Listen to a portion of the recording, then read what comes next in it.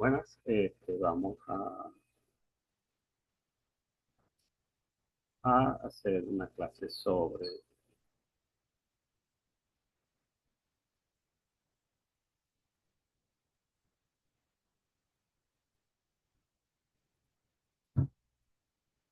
lo que es la materia de electiva 2, administración de contratos. Hoy vamos a ver lo que tiene que ver con la unidad 2, tipos de contratos.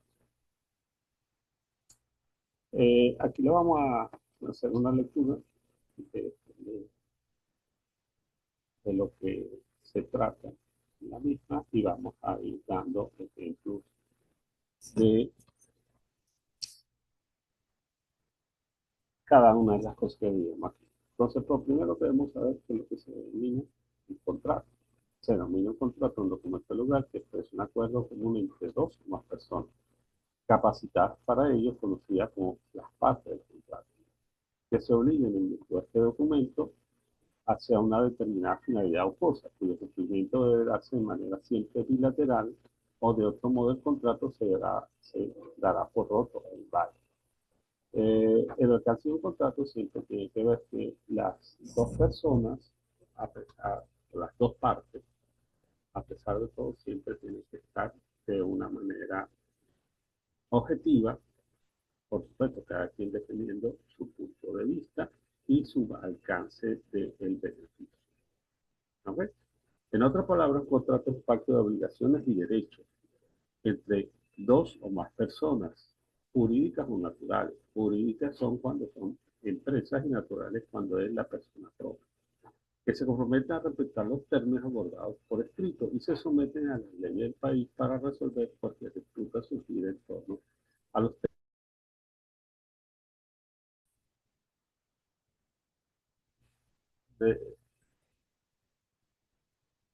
del sistema jurídico que fue heredado del Imperio Romano, cuyo derecho se contemplaba el convenio, que es el acuerdo, que es el contrato, que comprende que las dos partes manifestan el pacto cuando había nombre y causa y el contrato cuando sí la había. Estos últimos estaban tipificados y nominados en el derecho romano, que son los antecesores a nuestro documento actual.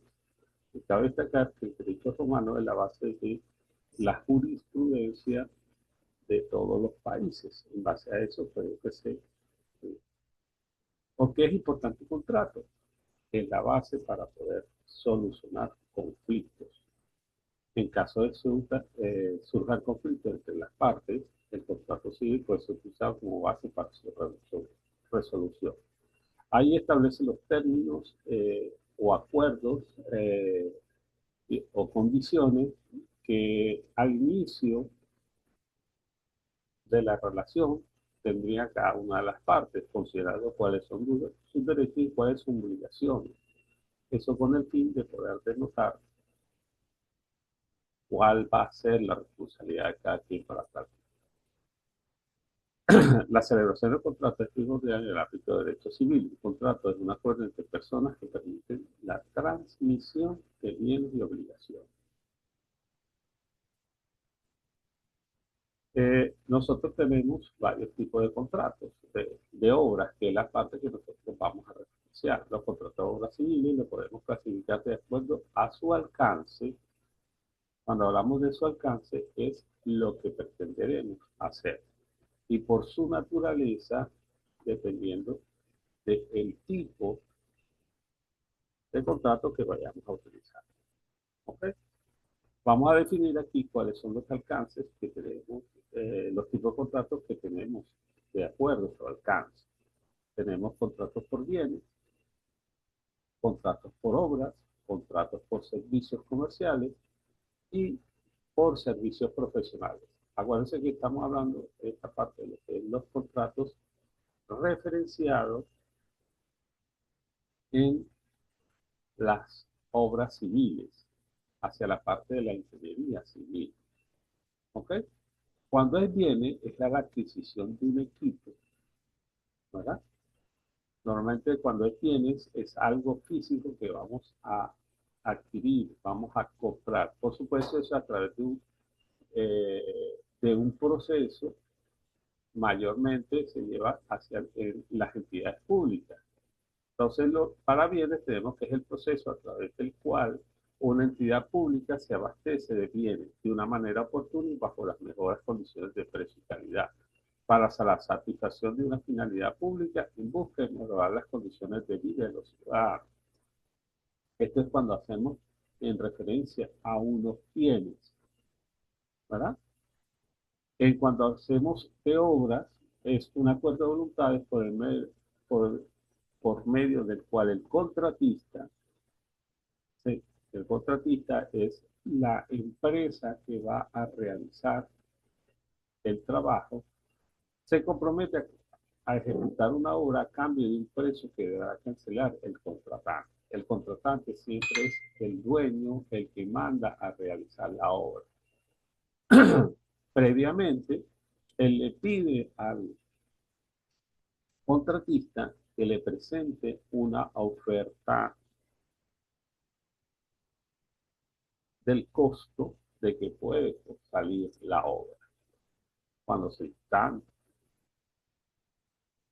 llegar a un punto de acuerdo, el contratista va ejecutando y según lo que vaya ejecutando, él va a pasar una relación para pagos por parte del contratante, ¿okay? Que es el dueño de la ejecución. Y el otro servicios comerciales, el otro tipo que vamos a ver, servicios comerciales, que es un contrato comercial, se refiere al acuerdo legal entre dos o más partes mediante el cual ésta se compromete a realizar o no realizar ciertas cosas. Los contratos pueden ser escritos o verbal y redactarse de manera formal o informal. Este es un tipo de contrato que tiene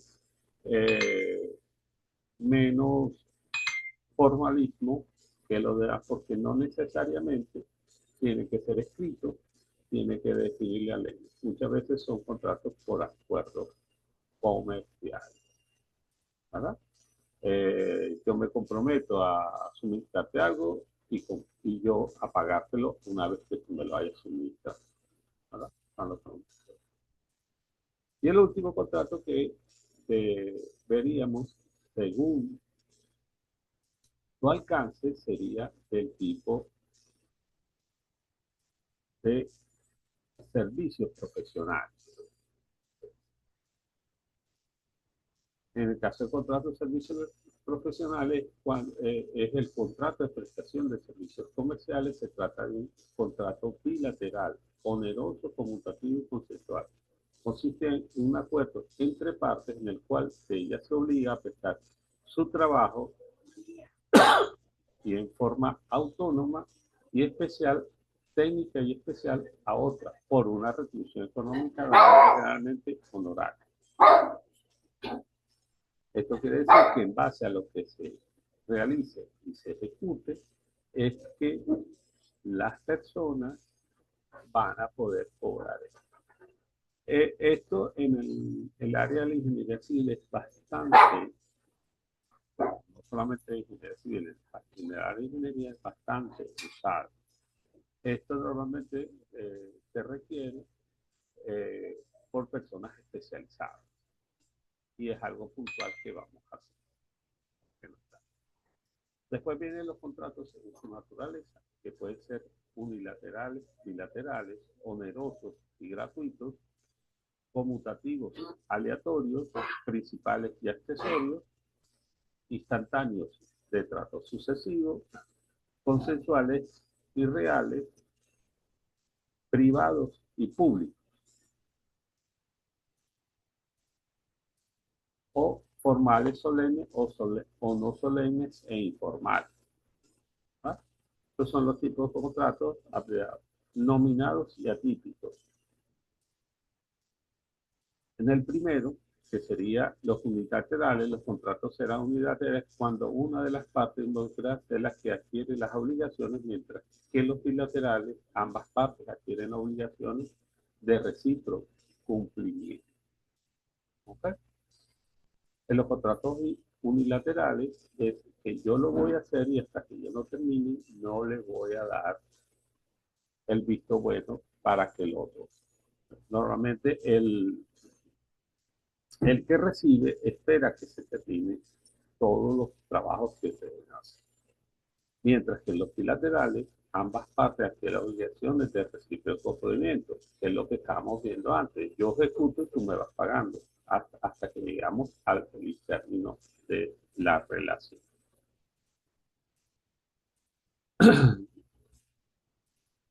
Tenemos los contratos onerosos y gratuitos. Los onerosos son aquellos que hay gravámenes y beneficios recíprocos entre las partes y a la vez ambos emprenden una cierta cuota de sacrificio, como es el caso de las compras y ventas. ¿Ok? En las compras y ventas hay una negociación, hay unos acuerdos donde llegamos al punto de que pueden ser eh, negociados entre ambas partes.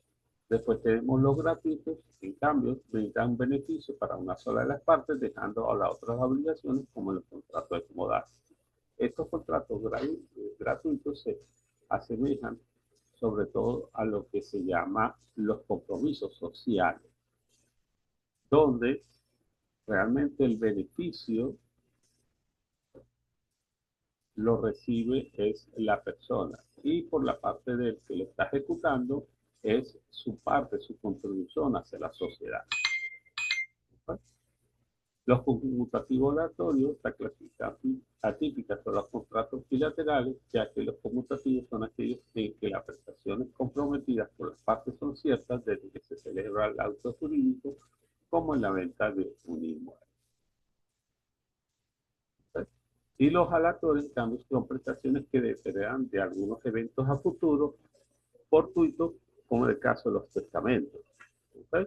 El testamento es algo que debe ser el caso de que empiezan a ser efectivos cuando la persona que ha testado fallece. ¿Verdad? Tenemos los principales accesorios, otras principales son las piezas autónomas de jurisprudencia, no dependen de nadie, mientras que los contratos accesorios son suplementos a un contrato principal del que depende. Normalmente esto en las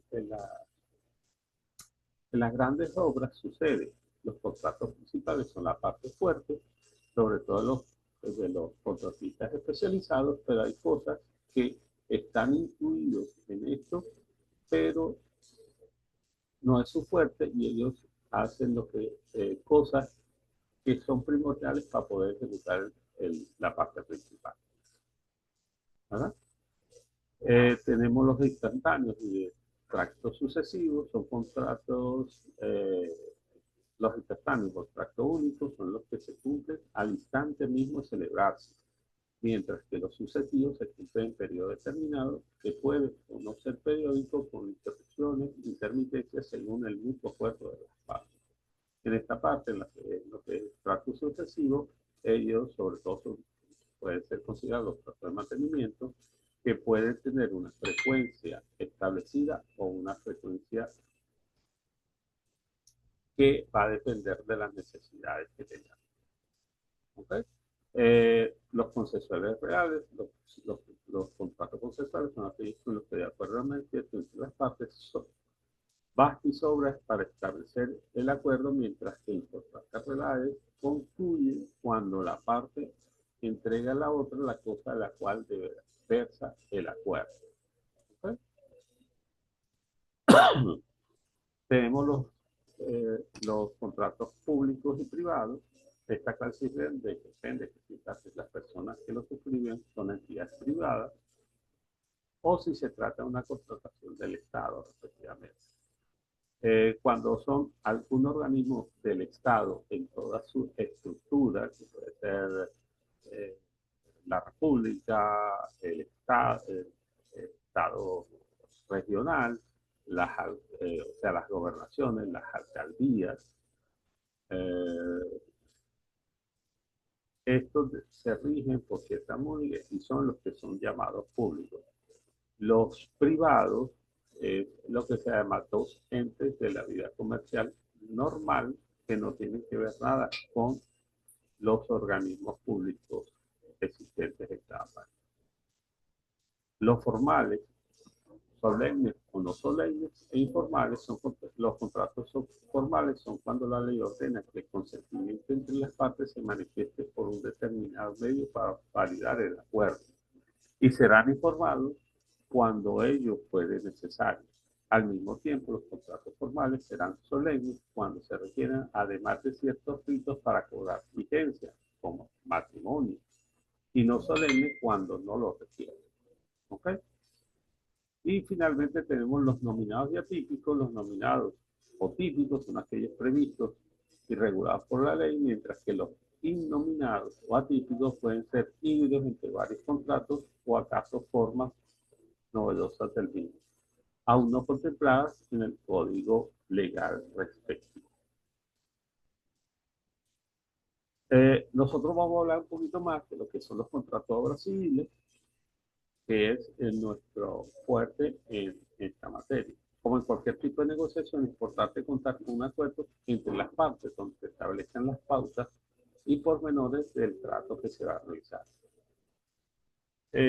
Todo acuerdo es un punto revelante para asegurar que los involucrados cumplan con los compromisos adquiridos. Así no están legalmente protegidos contra posibles inconvenientes que presenten durante la realización del trabajo. Entre esos compromisos adquiridos es que el contratista normalmente presenta un plan de ejecución de trabajo y debe tratar de mantenerlo para cumplir los lapsos establecidos. En estas cosas, según lo que ellos vayan ejecutando mensualmente, hay un proceso administrativo, debe ser pagado bajo ciertos plazos. Y esto es lo que llamamos nosotros ordinariamente el flujo de caja. Digamos, tanto si eres dueño de una empresa que haga el negocio de la construcción o un particular que quiere contratar un servicio a un tercero para que rehabilite o reforme una casa, deberá conocer algunos detalles importantes sobre estos acuerdos. Como siempre hemos visto, los contratos de ejecución de obras son acuerdos legales entre una parte que se obliga a ejecutar y otra parte,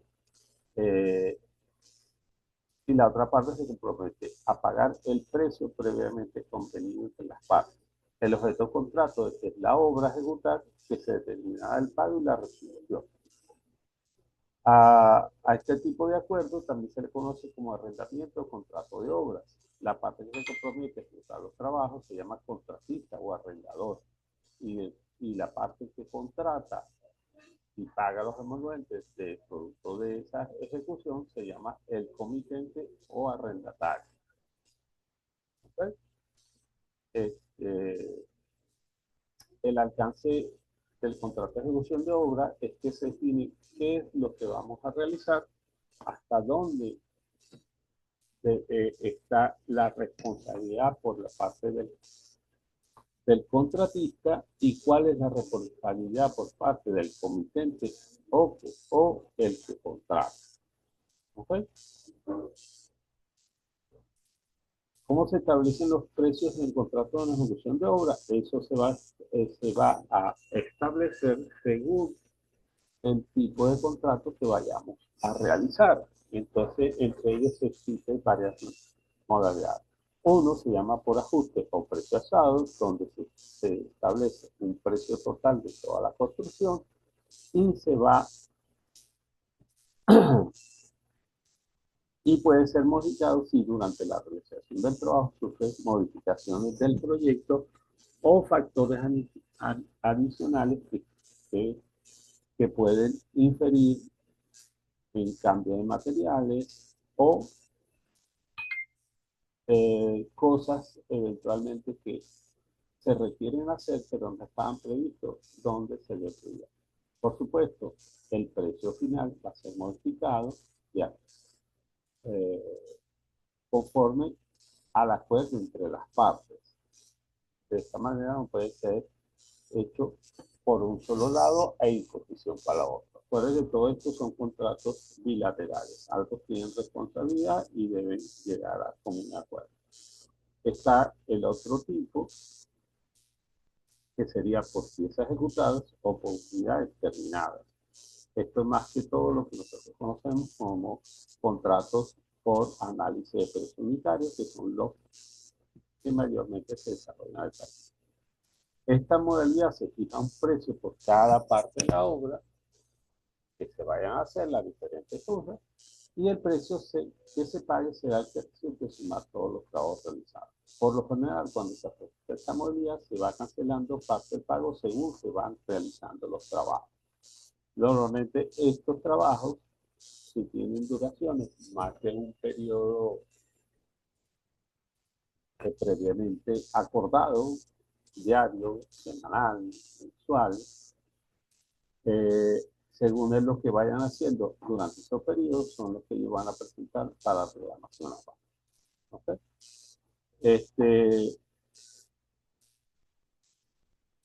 Tenemos el otro por administración de obra. Los pagos se realizarán a través de las denominadas certificaciones de obra, ¿verdad?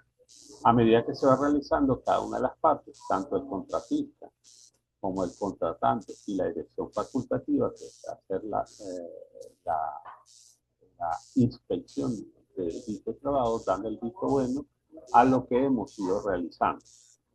Estas tres conformaciones deben estar pendientes. La primera, el contratista debe plantear qué fue lo que ha ejecutado y qué es lo que va a hacer para pago. Después, el contratante va a certificar que eso fue hecho bajo las condiciones que existen en los periodos de contrato, y posteriormente la dirección de auditoría, que es parte del contratante, pero es el que tiene la capacidad para poder tramitar los emoluentes para su pago. ¿Okay? Toda obra debe tener una fecha de inicio y un plazo de entrega. Partimos del inicio.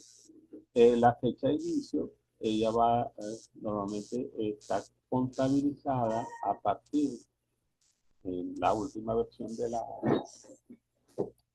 la ley, a partir del 5º día corrido de la firma del contrato, la firma legal del contrato. ¿Okay? A partir de ahí se pone la fecha de inicio, se hace su realización de acta de inicio, y ahí empiezan a correr el plazo de entrega acordado. Por lo tanto, el contratista debe tratar de cumplir al máximo las fechas acordadas, para lo cual va a preparar un programa de ejecución que debe ser supervisado por la parte contratista. Penalizaciones en las obras de contrato es que al marcar en el programa de trabajo o de ejecución ciertos hitos, al no cumplirlo va a tener que tener una penalización o una multa que serán descontadas de sus emolumentos. Pero algunos de estos atrasos pueden ser justificados o no. Por lo tanto, el contratista debe plantear esa parte en su debido momento. Los plazos pueden ser por motivo de causa mayor, por modificaciones del proyecto o por incumplimiento del mismo. ¿Okay? Causa mayor son eventos que se escapan del control de alguna de las partes, como son del tipo catastrófico, incendios, inundaciones y otras causas meteorológicas. Pero también, dependiendo, a veces una huelga también es considerada como un cierto gasto mayor. Estos eventos tienen una incidencia dentro de la ejecución, y ese tiempo que duró esa contingencia, esa calamidad, debe ser repuesto al contratista para darle el tiempo necesario que hubiera sido si no hubiera corrido ese evento. Otra de las causas puede ser por modificaciones al proyecto. Hoy en día andamos en un mundo muy cambiante. Normalmente la parte civil no se ve tan afectado en eso, pero sí las partes que los complementan, pero esos cambios deben hacerse durante el tiempo de ejecución, cosa que ya sale de lo que originalmente ha sido previsto y eso también acarrea que hay que hacer modificaciones y ajustes para unos nuevos plazos de entrega. Y finalmente, por incumplimiento del contratista. Este es el motivo más común de atraso de una fecha de entrega. Por eso es normal incluir en los contratos de una cláusula penal que impone al constructor a modo de sanción. Generalmente la indemnización es proporcional al tiempo de retraso que termina la construcción.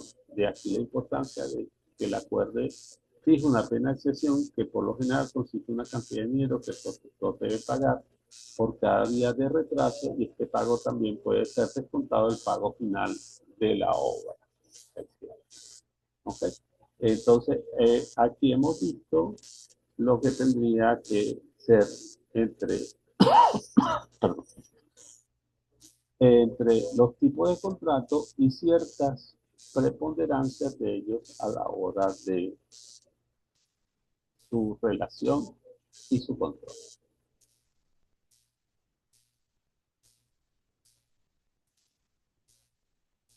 Bueno, ya por hoy estamos bien, seguiremos notificando para no dar muy fuerte.